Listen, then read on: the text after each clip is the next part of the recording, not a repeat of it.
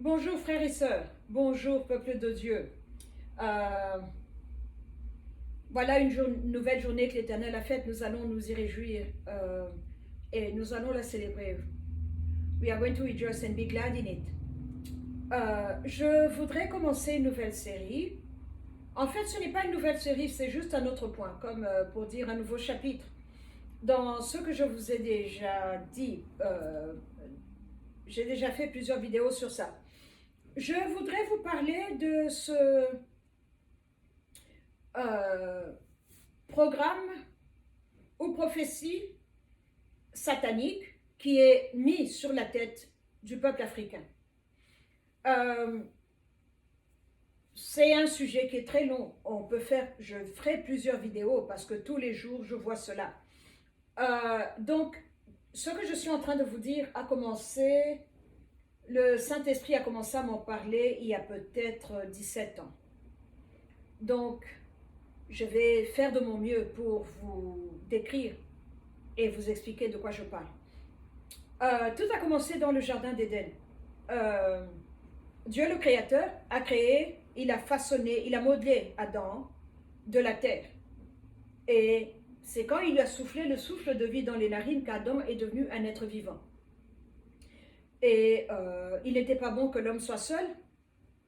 Il a mis Adam sous anesthésie et il a modelé Ève. Ève n'a pas été créée comme Adam l'a été créé.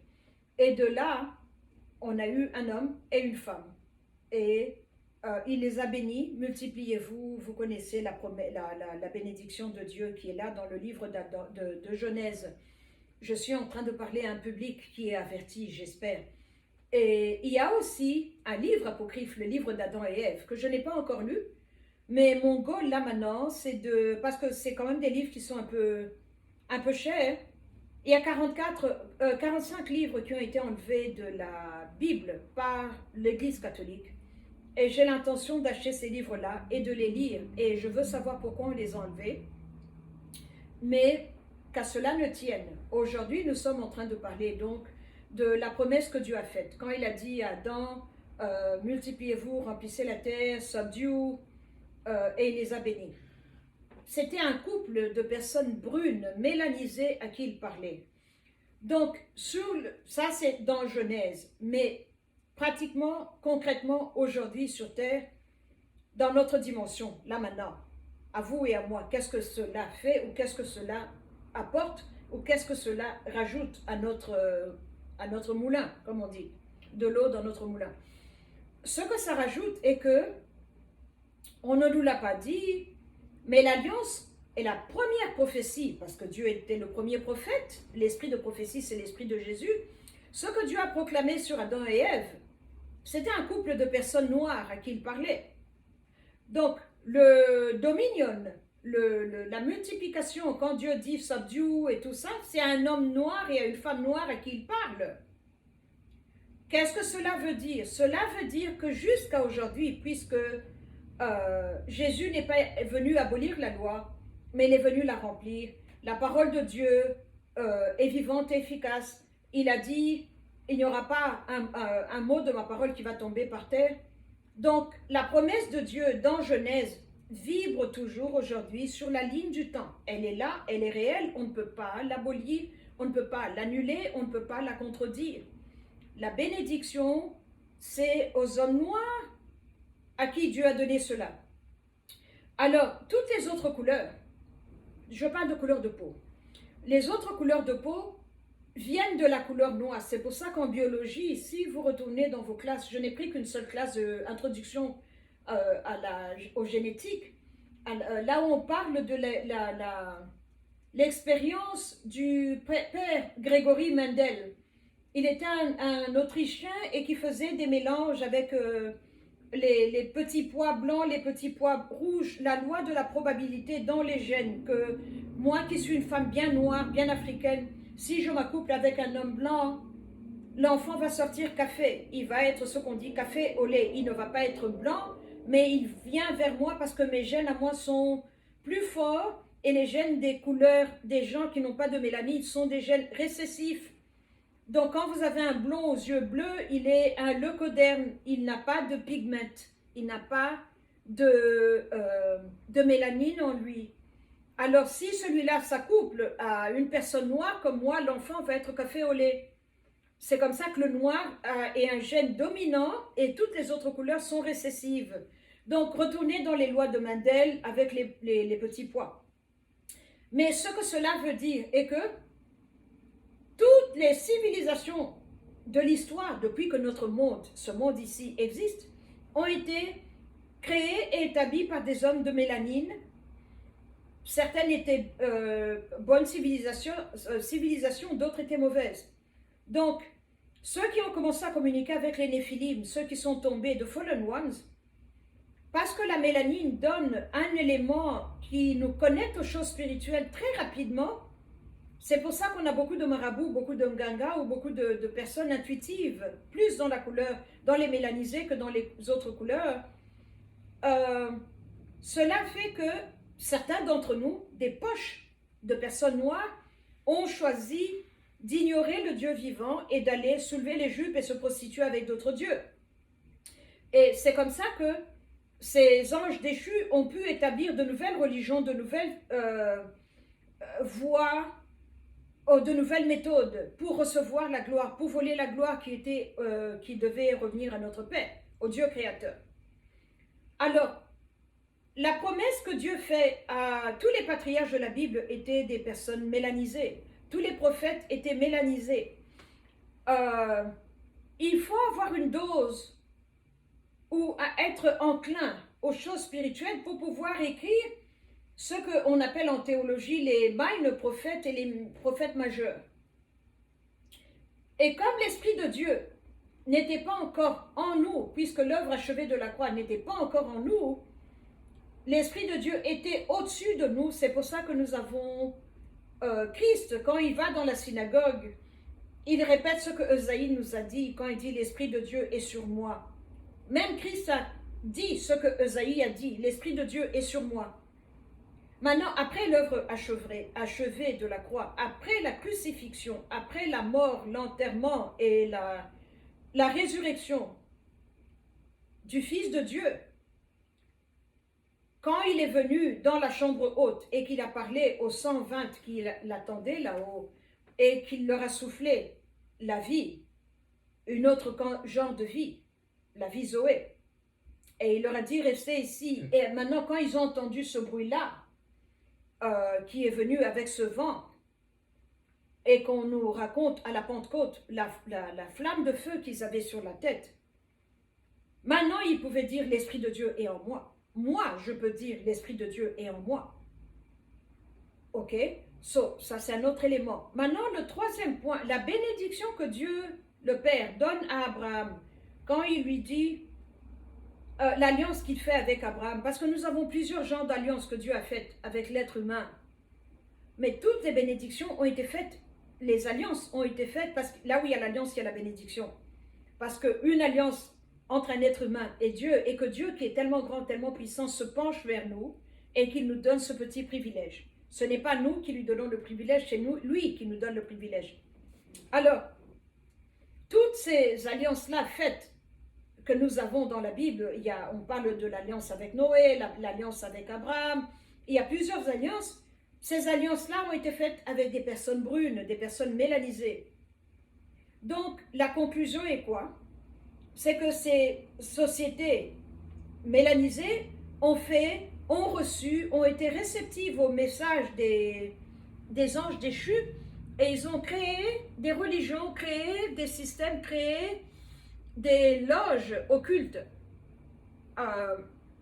Et quand Alexandre le Grec est venu en Égypte et qu'il a pris tous les livres de la librairie d'Alexandrie et qu'il les a ramenés en Europe, au Vatican, c'est là où les autres personnes ont pu étudier, maîtriser et comprendre ce qui s'est passé. J'avais vu en rêve que beaucoup de ces prêtres égyptiens qui avaient des têtes comme des cônes étaient les descendants directs des mélanisés. C'est pour ça qu'ils avaient une apparence grotesque, qui sont là dans le Vatican en bas. Et que c'est pour ça que dans l'Église catholique, ils portent ce chapeau qu'on appelle mitre. C'est pour pouvoir Vous pouvez avoir quelqu'un qui a une tête comme un cône, mais qui se cache là-dedans, il se promène, et vous vous dites, oh, c'est un éminence cardinal, et tout le tralala. Donc, ils ont appris, ils ont maîtrisé, et ils ont pris cette connaissance, elle est devenue la leur. Et c'est comme ça que, quand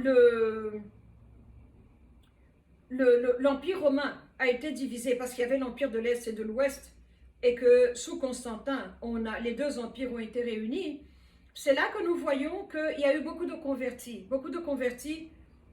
qui sont entrés dans la famille, qui ont suivi ce charpentier, et il y a eu beaucoup de convertis au 7e siècle de ce peuple qui était les Khazars, qui habitaient dans le royaume de la Khazarie et qui avait un roi qui s'appelait Boulan. J'ai beaucoup de livres sur ça, je vous en ai déjà parlé. Le roi s'est converti au judaïsme, donc toute la population s'est convertie au judaïsme. Et c'est eux, les juifs d'aujourd'hui que nous voyons en Israël, les blonds aux yeux bleus. Ils sont venus de l'Europe. Génétiquement, ils ne sont pas les descendants d'Abraham ou de Jacob, Israël, comme moi je le pourrais, parce que ces gens-là étaient mélanisés. Et le goal de cette vidéo est de juste vous faire comprendre que il y a beaucoup de choses, beaucoup d'éléments historiques qu'on ne nous a pas dit ou qu'on a préféré omettre et qu'on a enlevé de la Bible. Donc, qu'est-ce qui se passe? Ici aux États-Unis, les plus grandes sociétés d'assurance qui assuraient les bateaux, les cargos dans le commerce triangulaire étaient des sociétés british, particulièrement Lloyd of London, qui était la plus connue, et puis Prudential de Boston, de Rock, comme il s'appelle. Les propriétaires de bateaux étaient des juifs de religion, mais ces juifs qui sont européanisés à la peau rose. Donc, ils ont beaucoup bénéficié du commerce des Noirs. Mais maintenant, quand l'esclavagisme a été aboli et tout le tralala, les Noirs, on avait ici ce qu'on appelait Jim Crow era, que les Noirs, c'est là où vous voyez dans les films No Blacks Allowed, No Negro Allowed, les Noirs, les Asiatiques et les Latinos, les Hispaniques n'avaient pas le droit, ou les Indiens, les natifs indiens, n'avaient pas le droit d'aller dans les restaurants, dans les bars, dans les clubs. Même si vous avez de l'argent, on ne vous prenait pas à cause de la couleur de votre peau. Alors, comme beaucoup de Juifs noirs, ceux qui étaient noirs parce qu'ils étaient noirs, de l'Afrique ont été emmenés dans la diaspora, comme on appelle, la tribu de Juda a été emmenée. Et il y a beaucoup de Juifs sur le continent africain là maintenant, pendant que je vous parle. Et ceux-là sont ceux qu'on appelle les Noirs américains. Je me limite seulement aux États-Unis d'Amérique. On les appelle les Noirs African Americans. Regardez leur musique, l'influence qu'ils ont. Regardez dans l'église, la façon dont ils font l'adoration. Regardez l'influence qu'ils ont dans ce qu'ils font. Quand un noir, ou la culture noire ici, accepte quelque chose, le reste du monde va l'apprendre. Je peux aller dans mon village, à Bunkeya, je dis Michael Jackson, les enfants connaissent. Beyoncé, les enfants connaissent. La culture noire transcende la couleur. On la voit dans les films, on la voit, je parle de leur musique, on la voit dans les nightclubs. L'influence est là, on ne peut pas la nier, on ne peut pas l'ignorer, elle est là. Vous pouvez ne pas l'aimer, mais elle est là. Il y a quelque chose que les Noirs ont qui font que les autres sont envieux. Mais c'est la grâce que Dieu avait mise sur la tribu de Juda, parce que Juda va en premier, il fait l'adoration. Alors, dans les années 1880, la musique était toujours une constante. Elle est toujours une constante. Je ne peux pas faire 24 heures sans écouter la musique, j'ai l'impression qu'on me prend quelque chose. Que ce soit le gospel ou certains genres de musique que j'écoute, je n'écoute pas tous les genres. J'ai ceux que j'aime et ceux que j'aime pas. Ils chantaient, ils avaient le talent, mais ils ne pouvaient pas se reproduire dans les clubs ou dans les halls parce qu'on ne voulait pas d'eux. Alors, il y avait des juifs roses qui les ont suivis, qui leur ont dit « Je peux être ton manager et je vais parler à mes frères juifs qui sont propriétaires de cabarets ou de bars pour que tu puisses aller chanter là. Et tu me paies comme ton agent ou comme ton manager. » C'est comme ça que vous voyez retourner à partir de 1800, le era de blues, bluegrass, rock and roll, R&B, Jusqu'à aujourd'hui, même dans le gospel, tous les musiciens noirs ont des managers juifs roses, des agents juifs roses, et c'est eux qui vous facilitent les entrées parce que les juifs roses tiennent beaucoup d'établissements. Mais pourquoi cela? J'étais intriguée par cela parce que les juifs roses n'ont pas le sens de la musique. On dirait qu'ils ont deux pieds gauches. Regardez leur danse. Et pourquoi s'intéressent-ils à la parole, à la musique et à la parole chantée? Parce que c'est un art que les Noirs ont de faire le rap. Quand ils travaillaient dans les champs, ils chantaient et ce qu'on appelait call response. Call response. Nous voyons ça en Afrique. Moi, du Congo, d'où je viens, quand nos travailleurs travaillaient, coupaient les herbes dans le champ, vous les entendez chanter. Qui nous a dit de faire ça? Ils ne sont jamais venus aux États-Unis, mais on a ça dans notre sang. Et la facilité de chanter, je crois que si vous prenez la population des Noirs, et vous prenez les populations dits noires, dits asiatiques, dits roses, dits ceci, la qualité de la voix chez le noir est différente. Je crois que je suis l'une des exceptions. Je ne sais pas chanter. Dieu ne m'a pas donné cela. Il m'a donné autre chose, mais pas la voix. Mais je chante pour lui et il subit ma voix. Il est bon, il est gentil. Retournons à notre sujet. Donc, le problème qui est là est que, retournons à Abraham. Là où Dieu dit à Abraham, je bénirai ceux qui te béniront, je maudirai ceux qui te maudissent. Il parlait à Abraham, un homme noir. Abraham, donc, cette bénédiction-là, les Juifs roses ont compris qu'il faut se coller sur les Juifs noirs pour recevoir la bénédiction. Donc, ils ne croient pas en Jésus, le Rédempteur. Donc, ce qu'ils font n'est pas une charité comme moi je la ferais en tant que servante de Dieu. Ma charité aujourd'hui, si je donne, elle me connecte à Dieu, mon Père. Mais eux, ce qu'ils font, c'est quelque chose qui est horizontal. Par là, je veux dire que donnez et il vous sera donné. C'est cette loi-là qu'ils activent. Donc, j'aide un juif, je vais être aidé. Je donne à la communauté juive, on va me donner aussi. C'est comme ça que j'ai été très étonnée de voir que vous prenez les 5 plus grandes universités noires, ce qu'on appelle Historically Black University and Colleges, ont été créés par des juifs roses. Les noms sont des noms donnés par des juifs roses.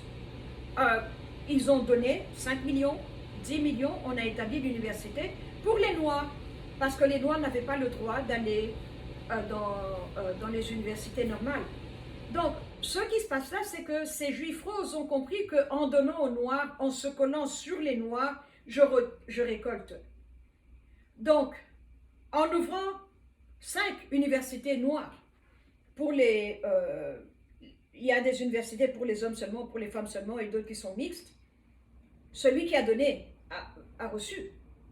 Celui qui a ouvert, on lui a ouvert aussi, parce que c'est la loi de Dieu, l'alliance qu'il avait faite avec notre père Abraham.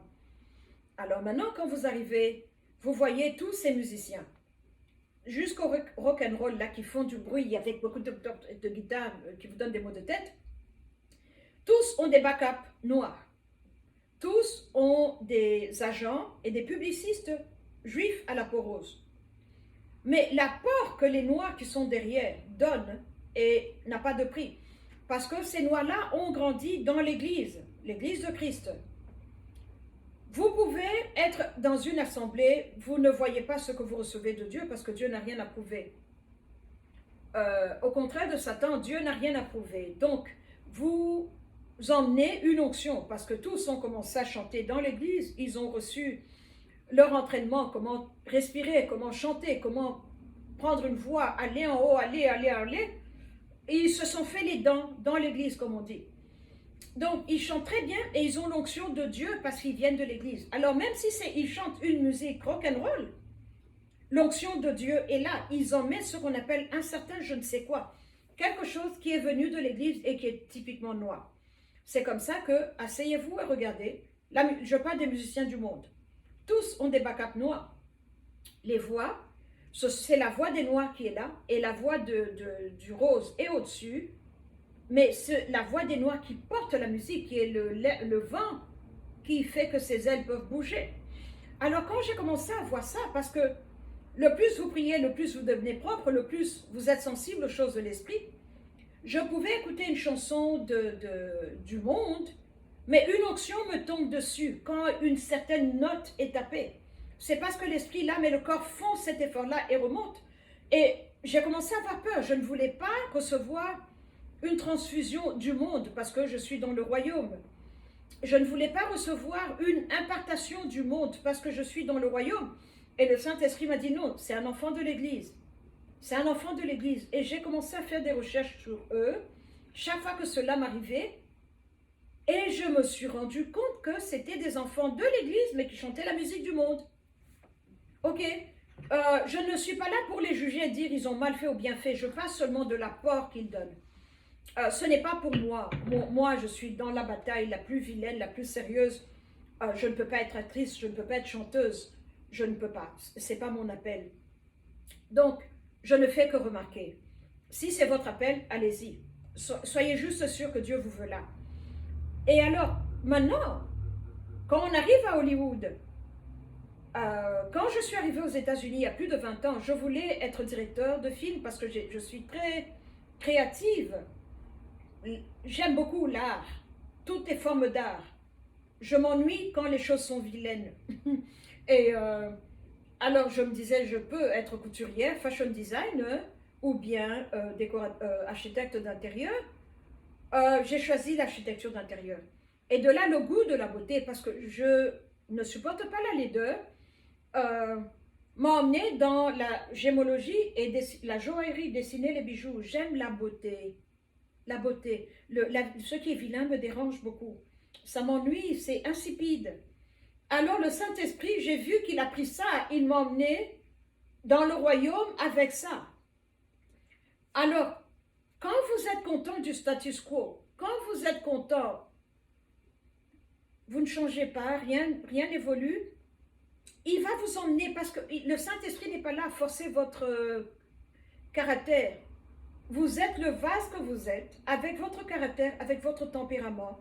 Et c'est comme ça qu'il vous donne l'onction, selon ce que vous êtes. C'est comme ça que je peux écouter un pasteur, j'ai dit, il n'est pas pour moi, mais il est pour quelqu'un d'autre, mais pas pour moi. Je peux écouter un frère qui est évangéliste, qui veut essayer de me prêcher, mais je suis déjà entrée dans la famille.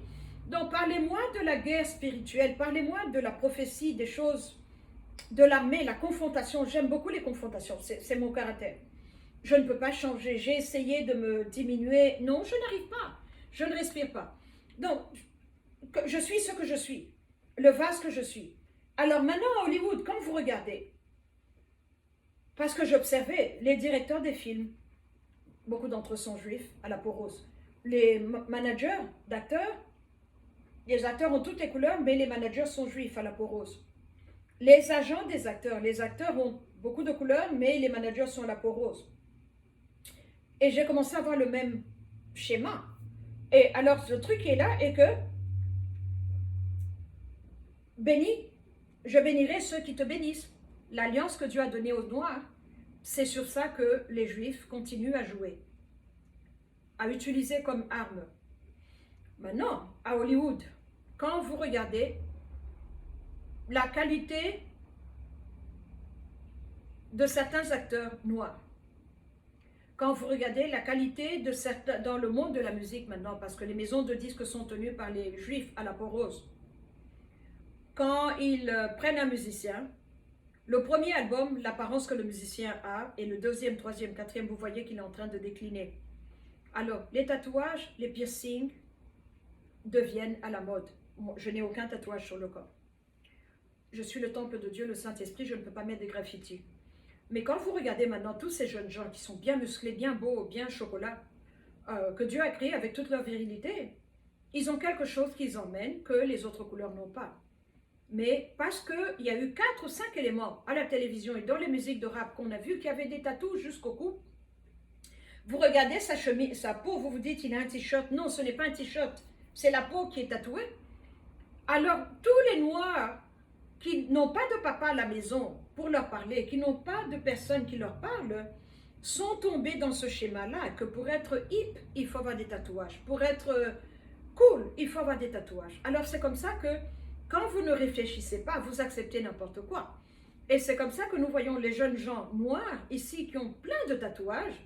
surtout le corps. Mais qu'est-ce que le tatouage vous fait? Il éloigne l'Esprit de Dieu.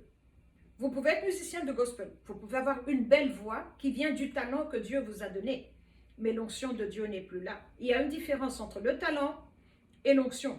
Quand je me regarde, mon père était et mes parents, ma mère prêchait, mon père, surtout vers la fin de sa vie, elle prêchait aux femmes. Elle avait son association de veuves katangaises. Mon père était politicien, il avait le sens de il était un bon orateur, le verbe comme on appelle. Ça, c'est un talent que j'ai eu de mes parents. Je parle bien, je n'ai pas besoin de réfléchir. Toutes mes vidéos, je les fais de ma tête. Je n'écris pas, je n'ai pas de texte. C'est pour ça qu'il m'est difficile de répéter mot pour mot en anglais et en français ce que je dis.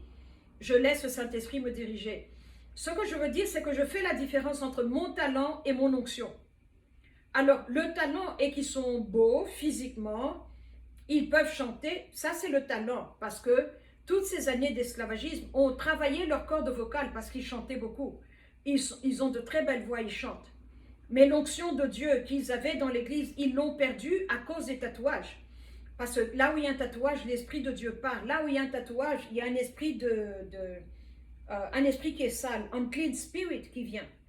Alors cet unclean spirit, quand vous regardez des vidéos, surtout quand vous êtes impressionnable et jeune, vous regardez quelqu'un qui est impressionnant et une célébrité, vous voulez être comme eux, alors vous allez vous faire des tatouages. Et le problème, c'est que je ne connais personne qui a un seul tatouage. Vous commencez demain un autre, et l'Esprit de Dieu part. Vous vous réveillez un matin, vous êtes rempli d'un esprit, mais qui n'est pas le grand esprit de Dieu. Voilà le problème qui est là. Alors ça arrange les Juifs à la peau rose d'avoir beaucoup de jeunes noirs, avoir des trous, des piercings et des tatouages partout. Ça arrange les Juifs à la peau rose d'avoir beaucoup de musiciens noirs devenir hommes et femmes, aller avec les hommes et aller avec les femmes. L'Esprit de Dieu n'est pas là. Ça les arrange parce que ils vous aident, mais vous n'êtes pas une crainte, vous n'êtes pas un problème pour eux parce que l'Esprit de Dieu n'est plus là sur vous. Voyez-vous, quand un noir est au contrôle de son esprit, son âme et son corps, quand une personne africaine mélanisée est au contrôle de l'esprit, l'âme et le corps, et se met à l'ombre du Dieu Tout-Puissant. Donc Dieu est ici, toi tu es ici. Il est ton créateur, tu es la créature. Il est ton père, tu es le fils. Il est celui qui te dirige et tu es. Donc il est le dirigeant, tu es le dirigé. Il est le dominant, tu es le dominé. C'est comme ça que l'onction vient au-dessus de votre talent. Le talent lui-même vous donne beaucoup d'argent. Mais maintenant, je ne parle pas de l'argent.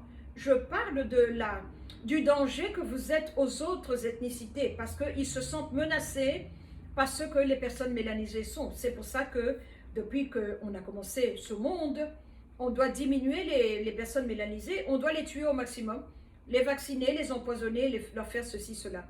On est un danger à eux parce que la terre nous a été donnée à nous. L'alliance avec le Créateur est avec nous. Donc les dons de Dieu nous tombent. Quand ils vous tombent, vous êtes un danger.